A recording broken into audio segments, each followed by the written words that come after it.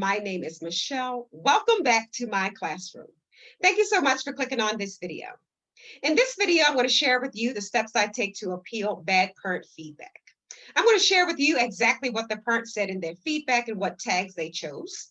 I'm going to share with you what steps I take to prepare to write my appeal. And I'm also going to share with you what Zebra English response was to my appeal. Before we do get into the video, if you are new to my channel, welcome. On this channel, you will find live class recordings where I share with you the different techniques I use when I teach English online. You will also find transparent videos of my earnings, just to give you an idea of how much money can be made in this industry. You will find demo lesson videos for all of the companies that I successfully signed contracts with, just to give you an idea of how to best prepare for your demo lesson videos. And you will also find videos for teaching tips. So if those are things that would interest you, I do ask that you would consider subscribing to my channel. If you are a return viewer, thank you so much for joining me. I do apologize for the nasally sound. I'm a little bit congested, but I did want to make this video really quickly because I don't have one scheduled for this week. So as I said, I'm going to share with you the steps I take to write an appeal for bad parent feedback. So whenever I receive a bad parent review, there are a number of things I like to do before I even start the appeal process. The first thing I like to do is view this as an opportunity to improve in my skill. Perhaps there was some things during the lesson that I missed, and this is an opportunity for me to improve in those areas. The second thing I like to do is allow myself to process the emotions. Oftentimes, bad parent reviews leaves me feeling discouraged and frustrated. So before I even start the appeal process, I like to allow myself to process those emotions first. The next thing I like to do is watch the playback of the lesson. This will allow me to see if any of the parents' tags are valid. So I'm going to share my screen with you so we can take a look at what exactly the parents said in their feedback and what tags they chose in this review. So this is the actual parent feedback review. As you can see, it is a 3-star rating, and these are the tags that the parent chose for this review.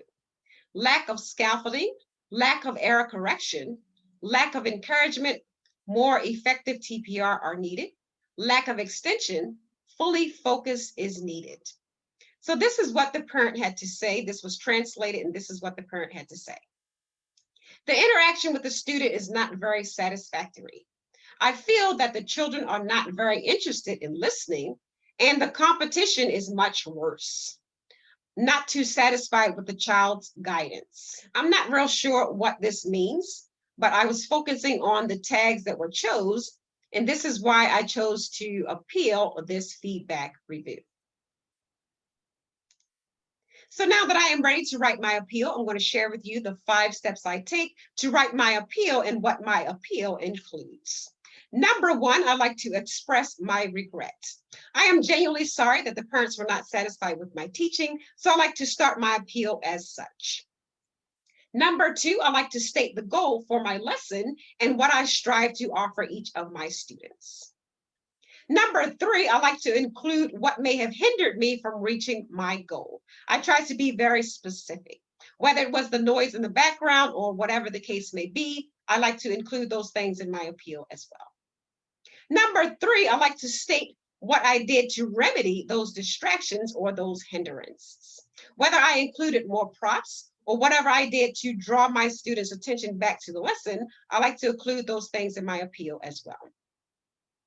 And number 5, I like to express my concern for the student. If there was something in particular that I noticed during the lesson, if my student appears to have a speech impediment or a lisp, I like to include that in my appeal as well. What this does is this has encouraged Zebra English to watch the entire playback of the lesson. So now I'm going to share with you what exactly I wrote in my appeal. So this is my appeal, and for the sake of this video, I'm going to identify my student as Amy.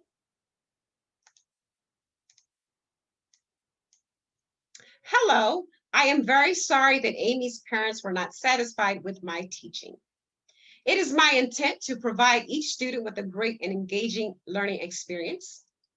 Amy's background was a little noisy, but I made certain to correct the errors I heard clearly.